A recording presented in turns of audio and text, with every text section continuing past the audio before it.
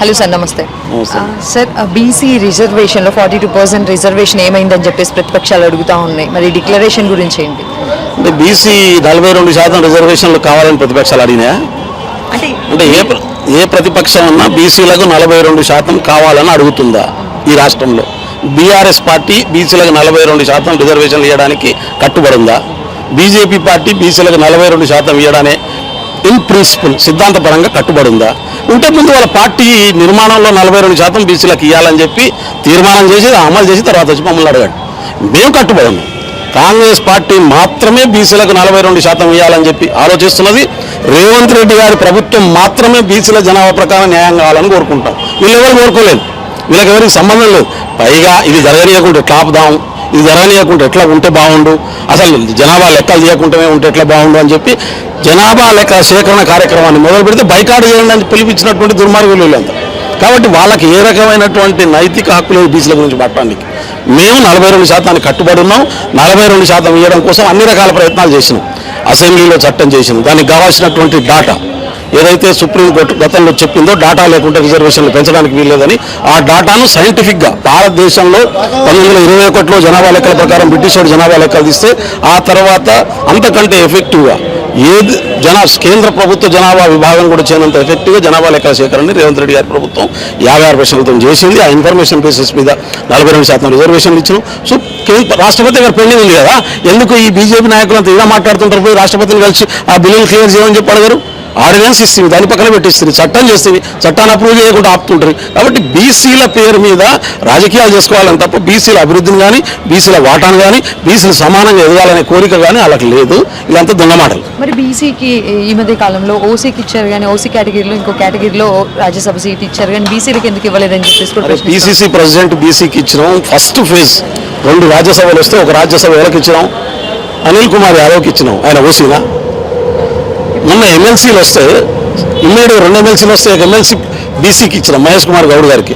కాబట్టి బీసీలకు ఏమి అని బీజేపీ మాకు మాట్లాడుతూ అడిగితే ఎట్లా? వాళ్ళకి ఏమని చెప్పండి? 11 రాజ్యసభ సీట్లు వచ్చినాయి, ఎన్ని బీసీలకు ఇచ్చారు? ఒక్కటి కూడా ఇవ్వలేదు కదా, వాళ్ళు మాట్లాడితే ఎట్లా? అయితే జానారెడ్డి విషయంలో రీసెంట్గా అంటే కాంగ్రెస్ పార్టీ రాజకీయంలో మొత్తం కూడా పార్టీ మారుతారు సీనియర్ నాయకులు అని చెప్పేసి కూడా వార్తలు వస్తూ ఉన్నాయి. వాటి గురించి ఏం చెప్తారు? ఎవరు? జీవన్ రెడ్డి గారు పార్టీ రెడ్డి గారు ఏం మారారండి. కాంగ్రెస్ పార్టీ 42 సంవత్సరాల నుంచి ఉన్నాడు. ఆయన కొన్ని భిన్నాభిప్రాయాలు ఉన్నాయి, కాంగ్రెస్ పార్టీతోనే ఉంటాడు. నాయకులు బుజ్జగిచ్చినా కానీ ఆయన ఏమాత్రం మాట వినట్లేదని కూడా అనేది నడుస్తూ ఉంటాయి. అంతిమంగా ఎందుకంటే ఆయన డిఎన్ఏ కాంగ్రెస్, ఆయన ఆలోచన కాంగ్రెస్, ఆయన మొదటి నుంచి కాంగ్రెస్ ఐడియాలజీతో ఉన్నాడు. 13 ఉన్నా లేకున్నా పదవుల చుట్టూ తిరిగినటువంటి వ్యక్తి కాదు. కాబట్టి ఇవాళ చిన్న చిన్న అభిప్రాయ భేదాలు ఉంటాయి. అంతా ఇంట్లో ఉన్నప్పుడు తండ్రి కొడుకుల మధ్యనే పంచాయతీ ఉంటుంది, అన్నదమ్ముల మధ్యనే పంచాయతీ ఉంటుంది, అలుగలా ఉంటుంది. 2 రోజులు మూలకు వండుకుంటాం, మళ్ళీ లేచి మాట్లాడుకుంటాం, కలిసి పనిచేస్తాం. ఇది కూడా అంతే. అయితే ఇక్కడ ఈ రోజు అసెంబ్లీని ముట్టడించడం జరిగింది సార్. బీజేపీ నాయకులు, పార్టీ నాయకులు కానీ బీజేపీకి సంబంధించినటువంటి కార్యకర్తలైన ప్రతి ఒక్కరు కూడా అంటే మరి దాన్ని ఎలా చూడొచ్చు? 6 హామీల పథకాలు మీరు గట్టెక్కించడం లేదు. క్రైసిస్ లో ఉంది, బీజేపీని కూడా పట్టించుకుంటలేడు.